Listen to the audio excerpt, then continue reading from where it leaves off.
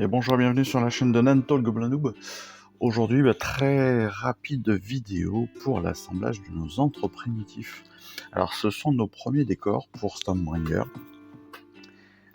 Ils vont être très faciles à préparer, à monter, parce que, en effet, ce sont de très grosses pièces, et puis surtout, il n'y a pas de difficulté majeure. Le plus compliqué qu'on pourrait repérer, c'est celui-ci, c'est la bête morte. Mais même là, honnêtement, ça va pas être très compliqué. Donc on va pouvoir préparer tout ça comme d'habitude, on va découper et puis derrière on nettoiera et puis on fera le montage ensemble, mais encore une fois ça va être très rapide.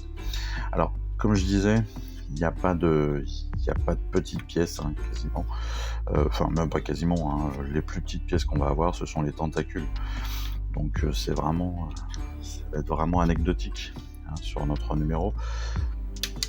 Par contre, ce qui est très sympa, et on le remarque tout de suite, c'est qu'il y a beaucoup de détails sur ces décors. Et ça veut dire que derrière, en termes de peinture, on va pouvoir potentiellement se faire plaisir. Alors je dis potentiellement, parce qu'encore une fois, ça reste des décors, certains n'aiment pas forcément ça. Donc chacun pourra le faire en fait un peu à sa façon, à son niveau de peinture ou d'envie, je dirais même. Et c'est toujours c'est ce qu'il y a aussi de bien dans les décors. Moi, ce que j'aime bien dans les décors, c'est qu'on peut tenter des trucs, mais aussi moi j'aime beaucoup parce que ça permet de mettre une ambiance sur une table. Et je vous le dis tout le temps, moi j'adore ça, j'adore les décors. C'est vraiment un truc qui me plaît. Non seulement parce que j'adore les décors de Warhammer, mais en plus parce qu'on a la possibilité de pouvoir créer des choses, de pouvoir se tenter avec notre imagination, on va pouvoir monter des temples, on va pouvoir faire des forêts, enfin voilà.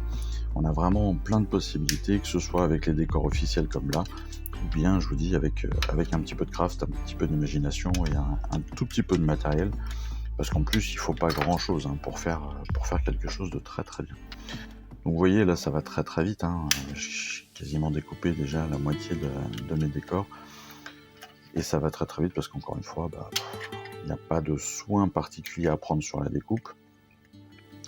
Les flèches de coulée sont très bien désignées. Il n'y a pas de picot à faire attention. Il n'y a pas de petites pièces non plus, c'est ce que je vous disais. Les plus petites pièces, c'est les tentacules, là, donc c'est vraiment pas méchant. D'ailleurs, on va commencer par les tentacules pour continuer sur les règles qu'on se donne depuis le début. Autrement dit, on coupe d'abord les plus petites, les plus fragiles des pièces, et après on fait les plus grosses. Voilà. Et vous voyez que même là,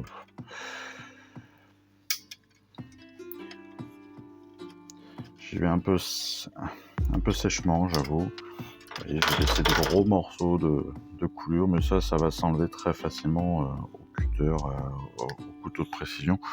Même là à la pince, on va déjà pouvoir en réduire pas mal. Donc je vous dis, même là, ça va aller très rapidement. Même pour le nettoyage, on est sur un truc qui va être hyper rapide. Si, comme d'habitude, je ne perds pas une pièce et que je la perds pas dans la poubelle. Mais c'est la base, ça. Vous savez, avec moi, encore une fois, moi je suis capable de vous montrer tout ce qu'il ne faut pas faire. Et je le fais pas exprès, mais ça arrive à chaque fois. C'est pour ça que c'est intéressant de me suivre. Encore une fois, merci. Merci à tous vos commentaires. J'ai encore des commentaires super sympas, entre autres sur mon acolyte. Mon acolyte, c'est mon fils aîné, qui partage quelques semaines de vie avec nous en ce moment. Donc, j'ai la chance de pouvoir jouer avec lui, c'est sympa. Surtout qu'il aime bien ce type d'univers aussi. Et puis ça vous permet aussi de voir que les règles sont quand même assez vite compréhensibles, parce qu'il n'y avait jamais joué. Il a déjà fait 2 parties avec nous sans même connaître les règles à la base. Donc c'est vraiment que c'est c'est pas très très dur à apprendre. Alors là, sur cette grosse explosion de lave ou de gaz, on s'aperçoit qu'on a pas mal de pièces qui vont être... vous savez, on a des morceaux là qui vont être enlevés. Donc là, soit vous les tournez rapidement, soit vous les coupez aussi à la pince. Mais là, encore une fois, il n'y a vraiment aucune difficulté. Là, c'est la semaine parfaite pour se reposer. Pareil pour la peinture, sur les décors, la peinture est quand même plus simple. Il y a moins de détails, il y a moins de précision à avoir quand même, faut le dire. Et donc on va être sur une peinture assez cool. Le plus compliqué sur cette semaine, ça va pas forcément être le modélisme ou la peinture. Enfin, encore que. Ce sera pas le modélisme, ça c'est sûr. Dans la peinture, ça sera pas compliqué en soi. C'est juste le choix de vos couleurs. Voilà. C'est vraiment là la plus grosse problématique. C'est soit vous allez prendre les couleurs qu'on vous propose dans le fascicule, sauf que pour l'instant, avec le choix de couleurs qu'on a, honnêtement, quand vous regardez le fascicule de peinture, c'est ce que je vous disais pendant l'ouverture du fascicule, honnêtement, ça donne pas super envie, parce qu'il finit tout en bleu.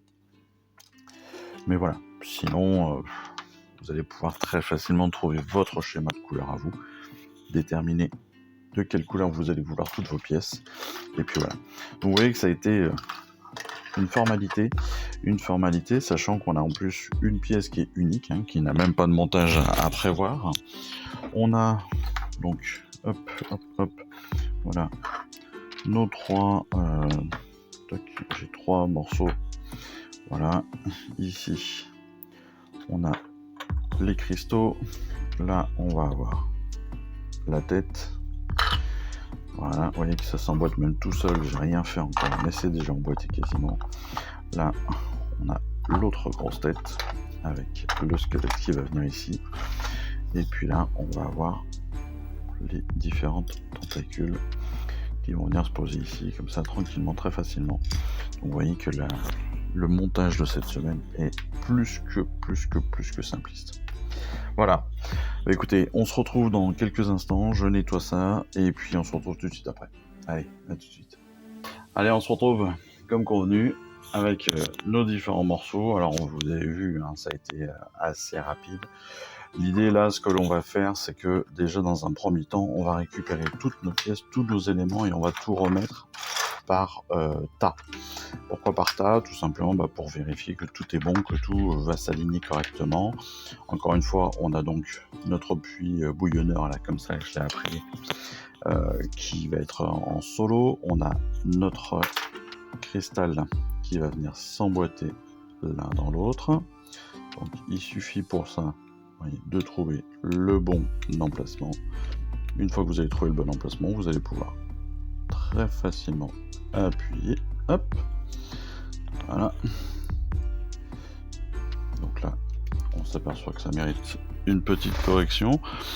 Pour la correction, le plus simple, ça reste la petite lime à ongles. Ou si vous avez une lime de précision, ce sera parfait évidemment. Mais c'est ce qu'il y a de plus simple, parce que là on est sur des surfaces qui sont très très carrées, donc il n'y aura pas de grosses difficultés encore une fois pour poncer tout ça. Clac, clac, on a juste le petit picot là, hop, voilà.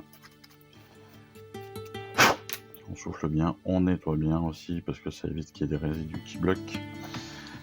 Et hop, donc, comme tout à l'heure, on trouve le bon sens, on réfléchit. On a un rectangle, vous avez 2 possibilités. Oui, ça rentre très facilement l'un dans l'autre. Et puis après, pareil, on va trouver hop, le bon sens, le bon emplacement. Voilà, ça rentrera très simplement ensemble. Donc ça, c'est nickel. On va pouvoir le séparer pour pouvoir le coller tout à l'heure. Là, pareil. Alors là, c'est encore plus simple pour les explosions de gaz. Vous voyez qu'en dessous, vous avez des marques. Donc là, il y a 3 branches. Là, il n'y en avait même pas, mais il y avait un petit carré de côté. Donc vous n'allez pas pouvoir choisir le sens de vos explosions. Mais c'est pas très grave en soi, parce que hop, ça rentre tout seul. les doigts voulaient bien. Voilà. Non, ils veulent pas aujourd'hui. Oh mon dieu. Qu'ai-je fait?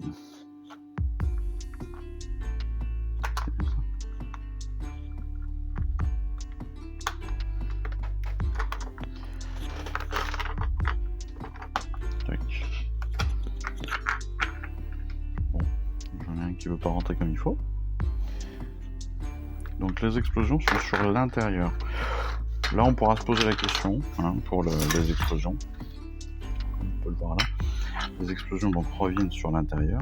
Donc on peut se poser la question de est-ce qu'on fait un sous-assemblage, c'est-à-dire est-ce qu'on va d'abord peindre nos explosions, ce qui serait pas forcément débile, peindre les différentes cheminées et après tout assembler. Voilà. Donc ça, on sait que ça va rentrer aussi. Alors pourquoi est-ce que je dis ça? C'est parce qu'il y a des endroits qui vont être un petit peu plus compliqués, donc on peut en coller que 2 aussi. Voilà. Moi je préconiserais presque plus ça.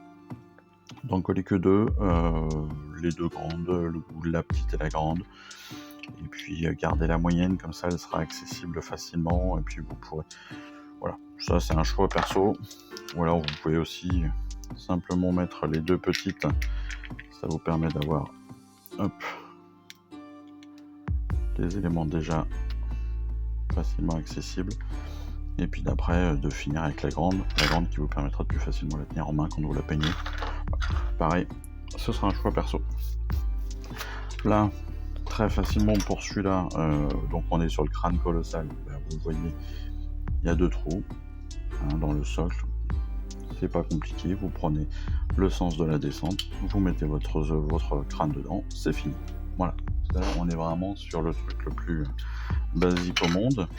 Donc voilà, on va le mettre de côté aussi, on sait que ça rentre. La partie la plus compliquée, voilà, la plus compliquée, non, la plus grosse, on va la faire de suite. Alors, on prend notre élément, on remarque là, il y a 2 picots en verticaux. On voit là sur les côtes, pareil, qu'il y a 2 picots verticaux.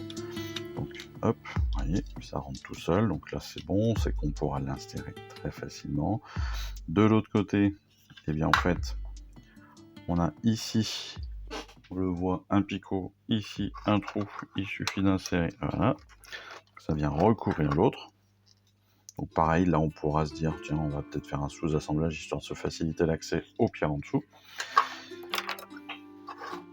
Sachant qu'on est sur du squelette, voilà, sous-assemblage s'entend complètement. Et là, pareil pour le crâne, vous voyez que vous avez, hop, il s'emboîte tout seul, et après il vient s'insérer directement dans l'espace ici. Voilà.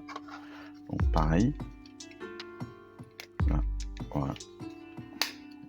Toc. Vous voyez que ça a été très très simple, très facile, sans grande difficulté. Dernier point, ce sont donc les tentacules. Tiens, j'en ai oublié une. Alors pour les tentacules, alors c'est pas que j'en ai oublié une, c'est que je l'ai pas nettoyée celle-ci. Elle est passée à la trappe. Elle est passée à la trapinette. Hop. Donc toujours pour le nettoyage. Alors là je fais ça au-dessus de la poubelle, c'est pour ça que vous ne le voyez pas. Vous entendez juste le bruit. Et en particulier là pour les tentacules, vous avez des petites coulées. Vous avez des coulées de séparation entre les moules que vous pouvez nettoyer pour que ce soit un peu plus propre, bien sûr. Après, attention pour ces pièces-là, c'est peut-être les plus fragiles, je vous ai dit. Donc, comme d'habitude, pour ne pas les abîmer, on va mettre son pouce, enfin son doigt, le doigt de la main gauche ou la main droite, suivant si on est gaucher ou droitier, bien évidemment, en opposition dessous la pièce. Voilà. Et puis derrière, on va venir gratter avec notre ébarboir, notre cutter, notre couteau de précision. Et voilà.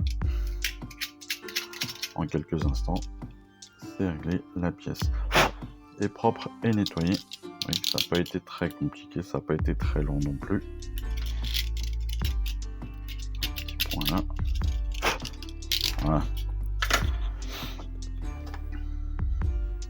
Alors ensuite, normalement, bien évidemment, on a nos pièces.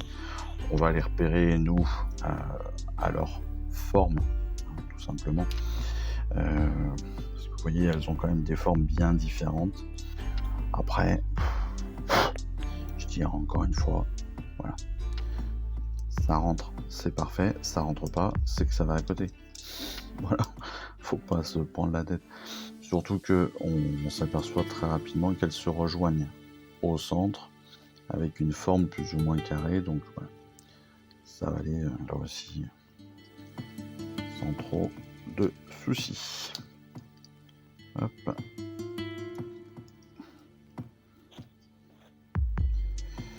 Alors celle-ci, tac. Oui, picot, là. C'est un petit puzzle, un puzzle de 4 pièces. Ça devrait aller. Ça devrait aller ou pas? 4 pièces, on va s'en sortir. Je l'ai fait tomber. J'ai fait tomber ma pièce.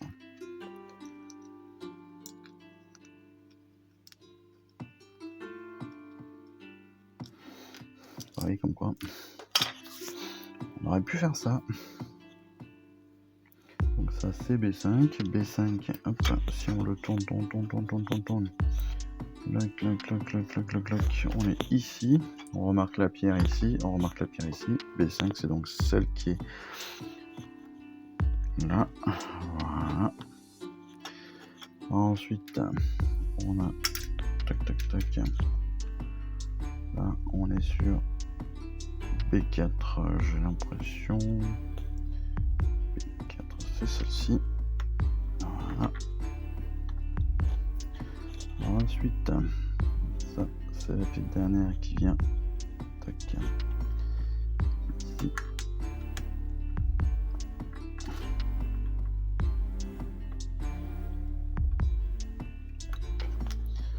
On va poser tout ça.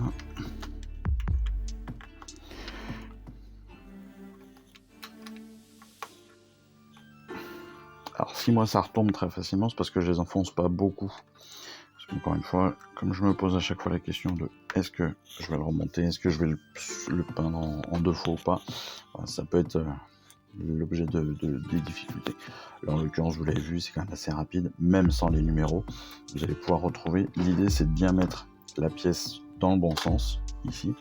Et puis une fois que vous regardez bien votre image là, vous allez très vite repérer où va quoi. Voilà, donc c'est quand même très simple. Moi clairement, ce que je vais conseiller, ce que je pourrais vous conseiller, c'est peut-être, alors pas faire, c'est pas du sous, enfin oui, si on pourrait se dire que c'est du sous-assemblage. Moi ce que je vais préconiser, encore une fois dans mon cas, parce que je préfère cela, maintenant vous pouvez tout à fait le faire sans, mais ce que je vais préconiser c'est peut-être de ne pas assembler les squelettes, parce que les squelettes seront d'une couleur différente et ça va permettre de faciliter l'accès aux pièces inférieures, hein, toutes les pièces de pierre justement. Voilà. Si vous assemblez pas votre squelette, vous pourrez derrière le monter beaucoup plus facilement, enfin le peindre beaucoup plus facilement. Surtout qu'il n'y a pas forcément besoin de raccord. Donc, c'est ça qui est intéressant. Donc pour moi pas de souci. Pour la tête, pareil. On va pouvoir peindre tout cela, on va pouvoir peindre la base, peindre la tête du squelette d'un côté, sans trop de soucis. Pour les cristaux, on va assembler les cristaux ensemble, parce que ça va se faire très bien ensemble, et puis je vais garder de côté la base, même si dans le cas des cristaux, on pourrait tout à fait le peindre comme ça. Vraiment, là il n'y a aucun souci. Évidemment pour cette pièce-là, la question ne se pose pas. Là, pareil, soit, je vous dis moi, soit on peut tout très simplement donc en coller 2, parce que tout est accessible à côté, voilà. Soit je garderai les flammes, je garderai les explosions. Voilà, je garderai les explosions de côté. Soit j'en colle 2 et je peins le tout comme ça, et j'en garde une à côté parce que ce sera plus facile d'accès, plus facile voilà, pour peindre. Soit je laisse soit je laisse tout simplement les explosions. Hein. Voilà. Encore une fois, les explosions n'auront pas forcément de rapport avec le reste, parce que même si on va avoir des rappels de rouge, de jaune là sur le début de l'explosion sur le magma, on va dire, qui est au sol, voilà, le reste, on est sur l'explosion pure et dure. Donc on va avoir En effet, au niveau des flammes, des rappels de couleurs rouge, jaune, orange, etc. Là, on sera beaucoup plus sur du noir, sur du gris, sur du noir, voilà. Donc, bon. Là, je dirais que c'est un peu comme chacun le voit. Pareil pour les tentacules. Les tentacules, elles vont être en rapport avec la partie de la... Comment ça s'appelle de la bête troglodyte qui vit sur Gur. Donc il faudra faire attention à cet élément-là. Mais derrière, ça peut bloquer un petit peu la peinture de dessous, etc. Voilà. Donc je pense que là, on peut être aussi sur une peinture en 2 temps. Ouais, quand on enlève tout ça, on peut faire la peinture de notre base et après les tentacules en rapport avec ça. Ça me paraît pas déconnant. Voilà, donc je vous l'ai dit, montage très facile, très rapide pour ceux qui le souhaitent. Mais aussi sous-assemblage très facile à préparer parce que justement on en a un petit peu de partout. Vous voyez que moi, hop, voilà, le cristal, je vais directement le coller pour pas me prendre la tête. Je vais certainement aussi coller donc cristal. Voilà, cristal c'est fait, il bougera plus. Je vais coller les 2 parties de mon crâne qui vont être une partie donc unique.